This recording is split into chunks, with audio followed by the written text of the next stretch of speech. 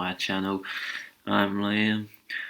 A rough last round, so hopefully we can bounce back and get back on a roll. So this video is going to be about all the trade advice needed for round 11.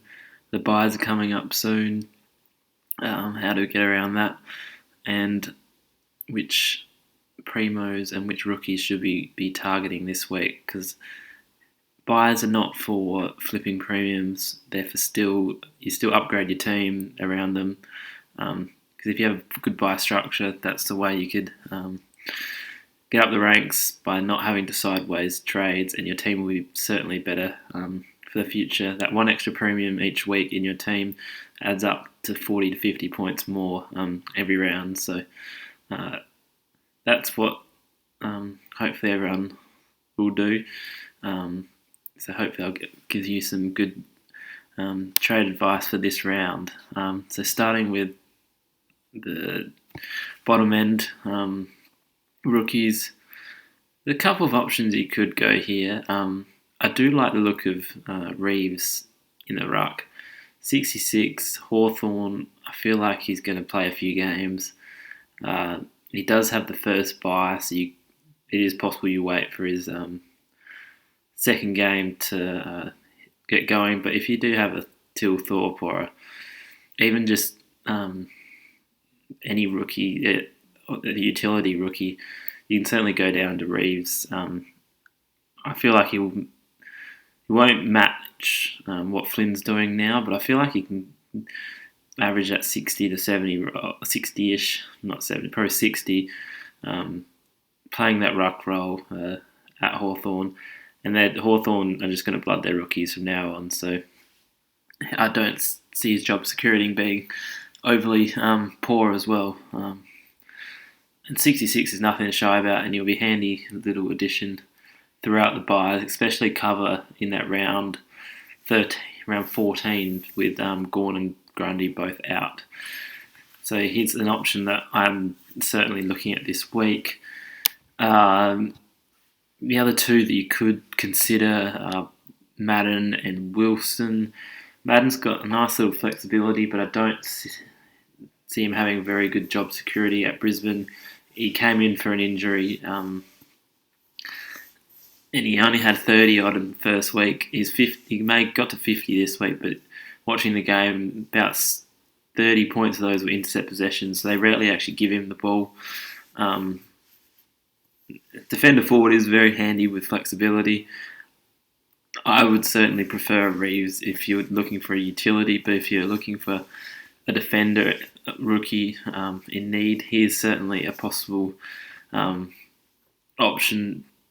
Probably would be my third pick out of these three rookies. Wilson, I believe, I don't know what the rules are for DPP, but he'll get defensive status sometime, but he could get defensive status next week in round 12.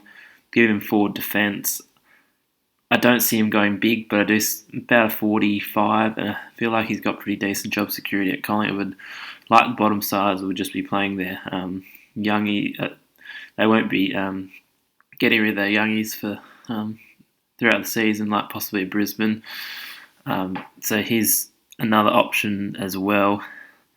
Probably, as I said, doesn't have the highest scoring potential, but does have the last buy. So it'll be handy for those round 12 and round 13 where I find I'm more stacked in those than the last buy round as such. There's no other real, I wouldn't target Ralph Smith and any of the others. Don't overly bother with. If O'Connor gets named, you could look at him. I don't see Briggs getting picked after what GWS showed with with Montford and Flynn, and none of the other rookies I'd rate at all. And a few in this price bracket which you can target. I feel like we've missed the boat on Owies, missed the boat on Waterman. I feel like 280, 290 is just a bit much for them. Brow is an interesting one with GWS hitting a little bit of form. 225 isn't the worst, but his job security is a bit iffy. I personally would prefer Wilson. The more thing with Wilson is Collingwood like to chip it around if they have the ball, and any time that's happening and you're a defender, there's always a chance for more points. But the one I'm looking at here, certainly an option at the Bulldogs is Waitman, 295. I think it was the most popular trade in last week. I don't see this being overly late.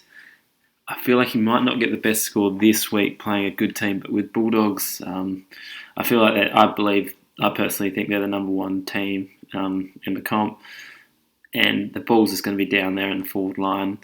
And I feel like he's locked in. He's played 2 good games and pretty much locked in that spot in the forward line. Treloar's now out, so there's certainly he's definitely best 22. While Dunkley and Treloar are not there, so certainly an option. I just don't feel like I can target him. I'll probably need an extra 120k to get to who I want, so I'll be looking at possibly a Wilson or most likely Reeves going down. Jones is just too late.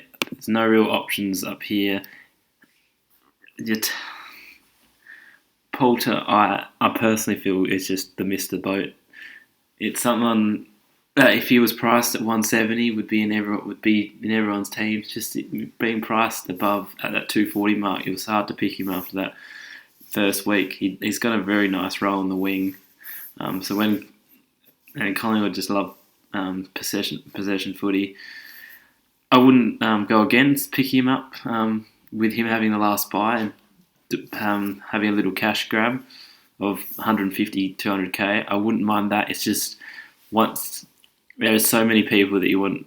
Personally, for me, there's so many people you want to get rid of that are sitting at this 550 mark, and you could do that, get there, and he's just stuck in your team for a little bit longer, averaging that 50, 60, which he could do. I don't think this is just probably a one-off. I feel like there's 108. I feel like he's only going to go 60 to 70, and you have that 60 and 70 sitting on your field at R17, round 17. I mean, so I wouldn't touch him. I feel like there's for 150k less, there's other options, but if it fits into your trade plans, gets who you want in your team, then I'm not saying no to that. There's no real any options in here. Franklin's, if he started the season, would have been an option, but he just loves playing Perth, so it would have been a good daily fantasy for that round. It's 500k. I still don't mind Harms in a good Melbourne team. Probably 558 is probably stretching a little bit. He will probably go up to 650-ish. Again, there are plenty of other defenders that are scoring consistent 105s, which I would refer over Harms, who probably will get to about a 90, 95. So that's 10 points a week where you are down on, and an extra trade probably wasted to get up to one of them. I don't see any other possibilities. Tom Green has hit his strap. Main, with Collingwood chipping around, is certainly thing, but I would prefer to target those premium bids, especially with like a Green, with having the buy round 12. I wouldn't be looking to target anyone on that buy. You get them for 1 week and then they get a buy. I always want to target them off their buy. So in that round 13.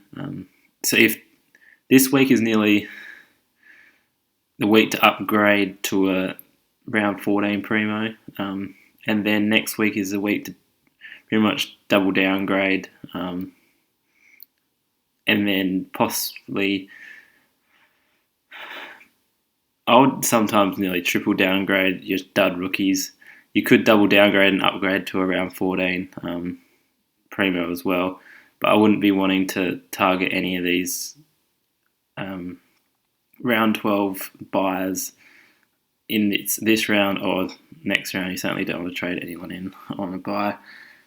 So that's that price bracket. Wouldn't probably target anyone there. Defenders in this 600k range. Hind is still an option that I like, even though the 241k does scare me a bit. That he's gone up. He's got a lovely role. Flexibility with forward defence as well. He does have the middle buy. I would trade him in this week. He's fine. So he's certainly an option. Ryan, Heppel, they're pretty solid options as well. Ryan is hitting his straps, a little bit playing that Zeeble role from North, just sitting out the back, getting some cheapy kicks, taking a few kickouts, averaging 98 in his last three, so he's certainly but there are so many options in defence that it's hard to nail exactly who's going to be top 10. All these will certainly be around the mark. Impey's surprised us. Flexibility, but he does have that round 12 buy, so I won't be targeting anyone off him. I did say Reeves before, but rookies I feel like are fine to target this week, just not the premiums because you get one game off. Just not worth the trade. Defenders in the 700k bracket. Any of these are pretty much the top 8 defenders. Add Laird, Stewart, Zeeble, and Hole. This is where you want to be targeting. Mills, I believe, is number 1, closely followed by giving Aaron Hall 2, Laird 3, Doherty 4, Lloyd. I just feel like he's losing his kick-out roles. He's lost about 20 odd points there, so I don't see him going huge. Chris is probably 5 and Whitfield 6. He's starting to hit his straps as well. So that's my top 6 defenders. If anyone is wanting to got a tough decision, I think most of these have, other than Whitfield, and Hall have the round 12 bye. It is an interesting one with Hall. He's going to continue to go up. Do you wait a week? I feel like you can wait a 25k increase to get him later on in round 13 off the bye. Would be a handy little pick. So if you're wanting to pick up a defender this week, I would probably look at Laird, Mills, or a Jack Crisp this round. There's no one in the 800k bracket. Forwards. Behind us, but 4, certainly an option. Sean Darcy is a very surprising one. With those Tilthorpe, Treacy's, you've got plenty of, but they all have the round 14 bye, which is a little annoying. But Darcy's averaging 111 in his last 3. I said someone in the comments last week that he's a smoky, rucking very well. Don't know who he plays this week. Who's Freo got? No. Oh, sorry about that. I needed. That's my fault. Freo has Port, so he's playing against Latham. So certainly Grundy went big on him. I feel like he's a sneaky pod if anyone's looking for. And he provides cover to Gore. Oh no. But the only problem he doesn't is provide cover for Gawn and Grundy. So, sorry if that wasted 30 minutes. Probably don't, unless you're good. But the forwards I seem to be finding are not very popular in that last bye. So that's where I'm coming from in that state. Not the best cover for Grundy and Gawn, but certainly provides good cover for the first 2 bye rounds. Probably wouldn't want to target many other forwards in this price bracket. Zorko is certainly an option, but he does have that middle buy, where I feel like it's a fairly popular one. It's a lie. My whole team's stacked in the first buy round. It's stacked in the middle. Take that back. Zorko is certainly an option. I don't know what I was speaking of there. Midfield, Bontempelli's hit amazing form with Dunkley out. Trelaw's now out, so he probably steps up his game even more. Is definitely an option for that middle buy. Mitchell has the first buy, so I wouldn't want to touch him yet, but he's hitting. Look to target him off the first buy. As I said, Mills discussed earlier. The Smokey, this is Keys, has been very consistent. I don't think he's dropped below 90 all year. Got the last buy, so that's who I'll be looking at targeting. Someone with the last buy this week, because my midfield stacked with first and middle buys with Merritt.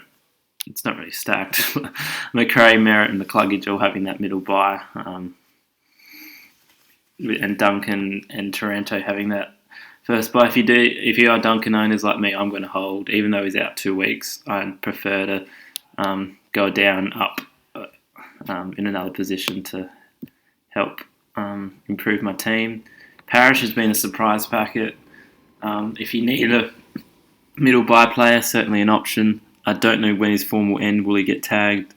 But at this very moment, all guns blazing for him. Guthrie I wouldn't target this week. And the same to be said with Lions as Parrish. If you do have lots of players on that middle buy, I probably wouldn't overly target him. Oliver's an option with the last buy.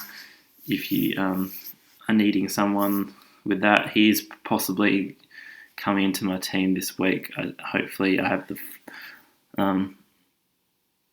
right funds with other rookies bringing in. So those are the trade-ins this week. Don't worry about Ridley, Short. They're probably just in a bit of down form. Ridley's been a bit affected by Redmond and Heppel back, but just hold through this and just hope. Short just had a shocker last week. Hopefully he bounces back. Also being affected a little bit by Hooley. Markov looked to try and trade during the buys as well as Kazitsky. They're good options off the buy next week with 3 trades. Jordan certainly hold to his buy. Robertson hold to his buy. Collier Dawkins hold to his buy. Burns, very nice little money maker he will be. Also has the last buy. And Flynn's still got a little bit more to go if you want to get up to a Gawn. He will be certainly handy in that last buy round. So certainly hold till then. I'm wanting to get probably rid of Power and try to get rid of Phillips. Those two might go for me this week. Also, Scott most likely will be out with an injury. But I'm possibly looking at going Power or Phillips down. I probably can't Power, Phillips, or even Tilthorpe down to Reeves, and then Powell or Phillips up to someone half decent. That will probably be 700k. Or there is another option of going. Maybe I can't target Oliver this week. Just looking at my team. It's just so bad that it's just hard to look at sometimes. So hopefully I've given you some good advice for this round. Hit me up in the comments if you need any help with your teams. And I'll catch you on Thursday with a preview of round 11. Till then, have a good one.